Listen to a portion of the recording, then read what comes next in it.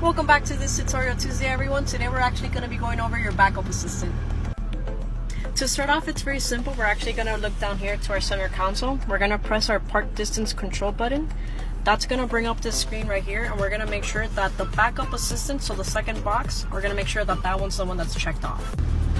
If you ever feel like your exit is going to be a little more complicated than your entrance, so your backup assistant is really going to come in handy with that. So the car is actually going to start reading the 164 steps roughly that the car is taking to get to that entrance.